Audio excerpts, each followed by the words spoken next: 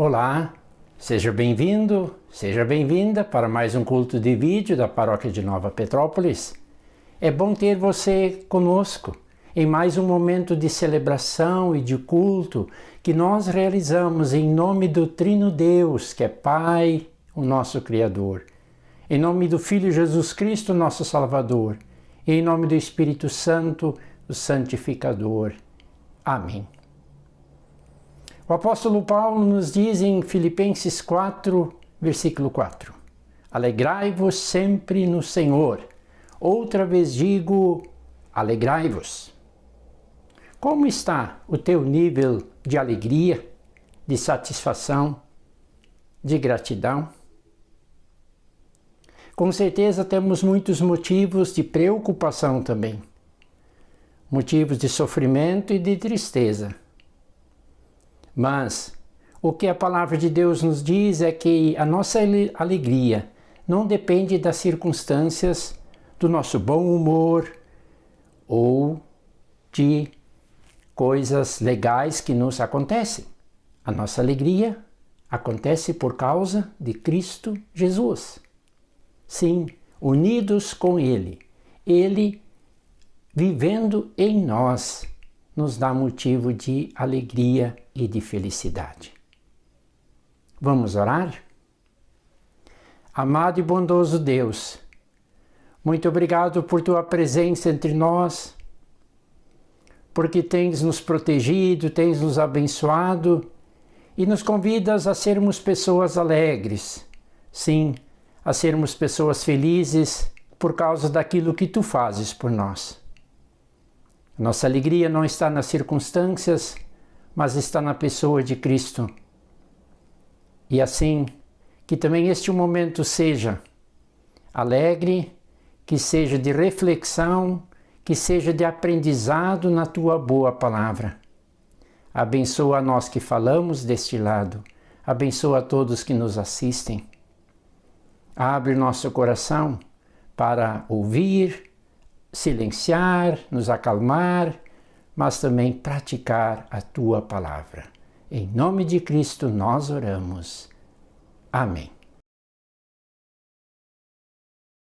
Deus é meu amparo, minha fortaleza, meu consolo forte na tribulação. Deus é meu amparo, minha fortaleza, meu consolo forte na tribulação. Ainda que se montes fortes pelo mar, ainda que a terra trema, nós podemos confiar. Céus e terra poderão passar, mas sua palavra não passará. Céus e terra poderão passar, mas sua palavra não passará.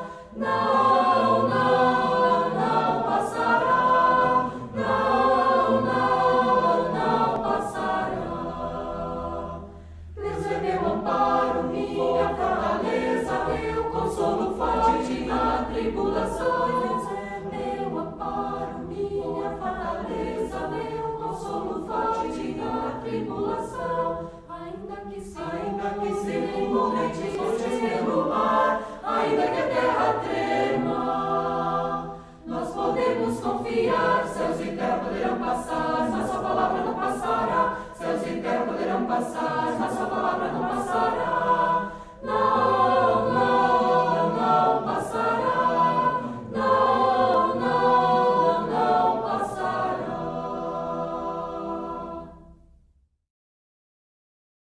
Convido a todos para que juntos possamos ler o texto previsto para a pregação de hoje, que se encontra no Evangelho de Marcos, capítulo 7, versículos 31 a 37. A seguir, Jesus saiu dos arredores de Tiro e atravessou Sidom, até o mar da Galileia e a região de Decápolis.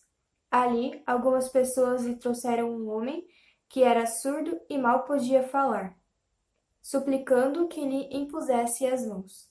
Depois de levá-lo à parte, longe da multidão, Jesus tocou os dedos nos ouvidos dele. Em seguida, cuspiu e tocou na língua do homem. Então voltou os olhos para os céus e, com um profundo suspiro, disse-lhe: Efatá, que significa abra-se. Com isso, os ouvidos do homem se abriram, Sua língua ficou livre e ele começou a falar corretamente. Jesus ordenou-lhes que não o contassem a ninguém. Contudo, quanto mais ele os proibia, mais eles falavam. O povo ficava simplesmente maravilhado e dizia: Ele faz tudo muito bem, faz até o surdo ouvir e o mudo falar. Amém. Por Cristo, com Cristo, em Cristo, seja a ti, Pai Todo-Poderoso, na unidade do Espírito Santo, toda honra e toda glória, agora e para sempre. Amém, amém, amém.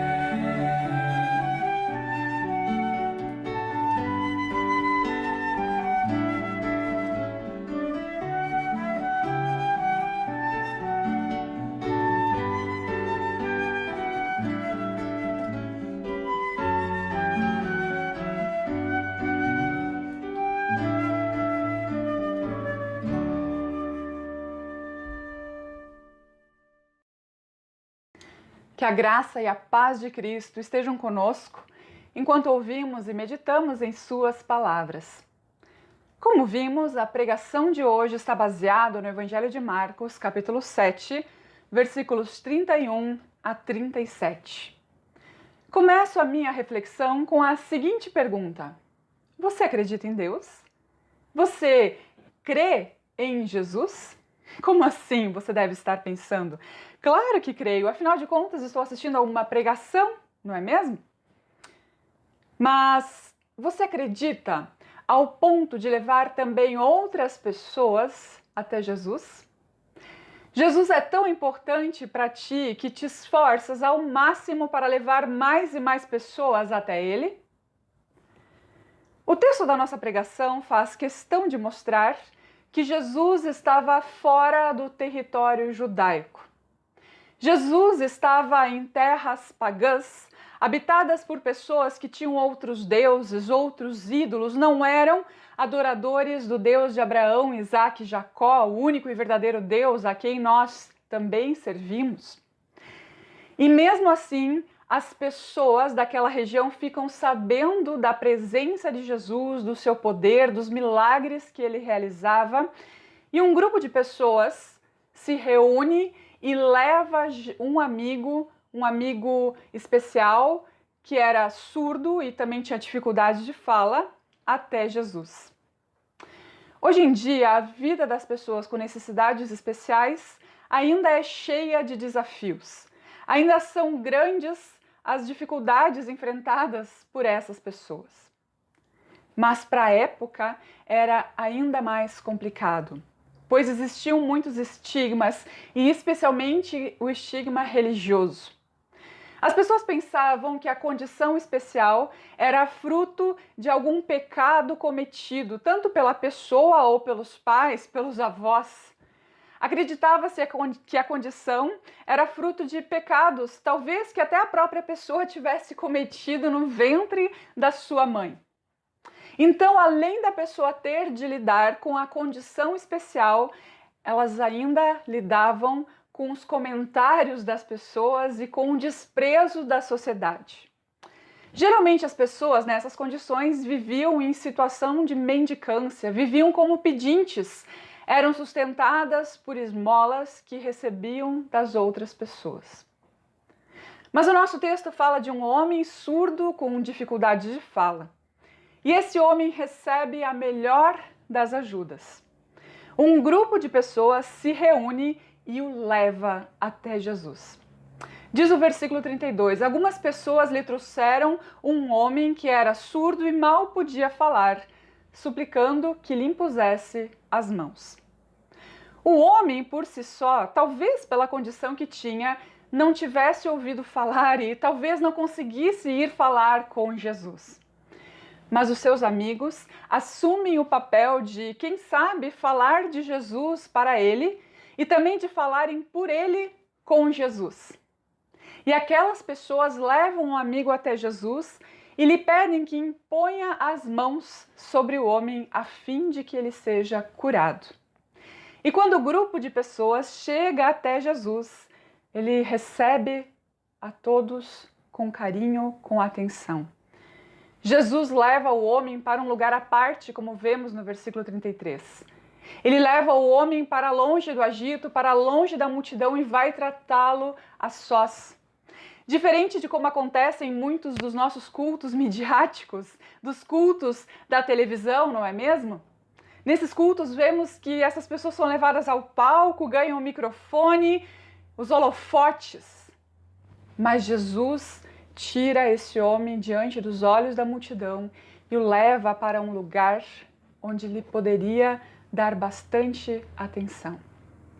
Também talvez pelo fato do homem não ouvir, não falar, não saber se comunicar, Jesus o leva para um lugar separado para que ele pudesse entender o que estava lhe acontecendo. Como vemos no versículo 33, depois que Jesus tirou o homem do meio da multidão e o levou para um lugar à parte, Jesus toca os ouvidos e a língua do homem. Lembrando só as leis cerimoniais ali do povo judeu, né? As pessoas com deficiência, com necessidades especiais, eram consideradas impuras. E todas as pessoas que tocassem em pessoas assim se tornavam impuras também. Mas Jesus, o mestre Messias, não se importa com essas leis e toca o homem justamente nos lugares onde ele tinha dificuldades. Como ele não ouvia, Jesus toca seus ouvidos. Como ele não falava, Jesus toca a sua língua. Jesus age com o homem numa linguagem que provavelmente ele conhecia, uma linguagem dos sinais, linguagem dos gestos. Primeiro toca os ouvidos, toca a língua e depois Jesus diz efatá, que quer dizer abra-se. E assim, de forma singular e única, Jesus cura também aquele surdo e mudo. Jesus o faz ouvir, Jesus o faz falar. Jesus devolve àquele homem a dignidade, mesmo não sendo aquele homem do povo judeu. Assim sendo, Jesus mostra que veio para todos. Jesus veio mostrar para todas as pessoas, de todos os povos, de todas as nações, que ele veio trazer o seu reino. Jesus curou aquele homem, abrindo-lhe os ouvidos, fazendo-o viver uma vida digna. Jesus o tratou com dignidade, afastando-o da multidão, tratando-o à parte. Mas depois de ter dado ao homem a possibilidade de se comunicar, Jesus insiste com ele e com todos os demais que não contassem adiante o que Jesus tinha feito. Isso parece meio sem sentido, não é mesmo? Como assim? Jesus dá àquele homem a possibilidade de falar e depois pede a ele que não fale a respeito da cura, que não fale quem o tinha curado. Mas Jesus veio trazer o reino de Deus. E esse era o principal assunto da sua mensagem, como vemos nos evangelhos. Jesus veio para reaproximar as pessoas de Deus. Até a morte e ressurreição de Jesus, todas as pessoas do mundo viviam distantes de Deus, estavam separadas do Criador devido ao pecado, devido à maldade, devido à queda que aconteceu lá no Jardim do Éden, lá em Gênesis 3. Tanto que no templo da cidade de Jerusalém existia um lugar chamado Santo dos Santos. Esse era o lugar da habitação de Deus. E nesse lugar, o sacerdote entrava apenas uma vez por ano para confessar os pecados do povo. Uma vez por ano, só o sacerdote podia entrar na presença de Deus. E quando Jesus morreu, a cortina grossa, o véu que separava o Santo dos Santos, foi rasgada de cima a baixo, simbolizando, mostrando que com a morte de Jesus, com a sua ressurreição, Deus não estaria apenas num lugar específico, mas a partir da morte e ressurreição de Jesus, a presença de Deus encheria o mundo inteiro e todas as pessoas poderiam ter acesso a ela. Jesus veio trazer essa presença de Deus, o reino de Deus, a este mundo. Jesus veio dar a todas as pessoas a possibilidade de terem perdão de pecados, salvação e vida eterna, a possibilidade de vivermos próximos ao nosso Deus. Jesus veio trazer o reino de Deus, veio trazer redenção, reconciliação com Deus. Por isso é que Jesus não queria ser simplesmente reconhecido como mais um curandeiro, porque esse tipo de pessoas sempre existiu, sempre existiram os curandeiros, também na época de Jesus. E é por isso que Jesus diz ao homem e também às pessoas que o levaram até Jesus, que não contem a mais ninguém o que Jesus tinha feito com aquele homem. Mas óbvio que não adiantou. As pessoas falaram, espalharam ainda mais os milagres de Jesus. Mais e mais pessoas ficavam sabendo a respeito do que Jesus fazia. E como nós vemos, no final do nosso texto, nós lemos o seguinte: o povo ficava simplesmente maravilhado. Ele faz tudo muito bem, faz até o surdo ouvir e o mudo falar. Sim, Jesus faz tudo muito bem. Faz até o surdo ouvir e o mudo falar. Mas lembremos que Jesus realizava milagres. Mas ele não os fazia para mostrar que era um curandeiro, mas para sinalizar que Deus, o Senhor dos céus e da terra, tem todo o poder. Pode curar, mas ele veio para salvar. Deus pode mudar todas as realidades. Deus pode fazer um surdo ouvir ou um mudo falar, mas também pode transformar as nossas vidas. Jesus pode trazer sentido, significado, devolver a esperança. Jesus pode transformar um lar quebrado, um relacionamento destroçado. Ele pode. Creia. Porém, a pergunta que faço é: você crê? Você acredita? Nós temos a tendência de buscarmos a Jesus apenas em momentos de angústia. E muitas vezes nem recorremos a Ele, não é mesmo? Você tem buscado a Jesus ou tem procurado curandeiros? Eu preciso lembrar que, como não era e também não é o propósito principal de Jesus ser reconhecido apenas como curandeiro, Ele não curou e nem sempre cura todas as pessoas. Mas até mesmo quando a cura não vem, não significa que Ele não esteja agindo. Jesus veio trazer salvação, que apesar de talvez não o compreendermos, é muito maior do que uma cura física. Muitas vezes Jesus cura a doença, mas outras vezes Jesus nos cura na doença. Conheci uma pessoa que era cega. Ela não foi curada da cegueira quando conheceu Jesus, mas dizia que quando conheceu Jesus foi curado enquanto cego. Ela dizia que Jesus havia curado o seu coração, que Jesus havia curado muitas coisas que as pessoas não podiam ver. Jesus sim pode curar a doença, mas muitas outras vezes nos cura em outras áreas enquanto enfrentamos a enfermidade. A questão é que Jesus pode realizar algo muito maior do que a cura física. Jesus pode nos trazer perdão de pecados, pode nos dar a vida eterna. O problema é que muitas vezes não vemos isso e deixamos Jesus em busca de outras coisas. Procuramos outros curandeiros para ter a cura que queremos e com isso acabamos perdendo a outra cura, a cura do pecado, a salvação e a vida eterna. E eu pergunto, vale a pena tal troca? Perder a salvação para ter a cura de uma enfermidade? Sim, Jesus pode curar, mas não deve ser esse o único objetivo para buscá-lo.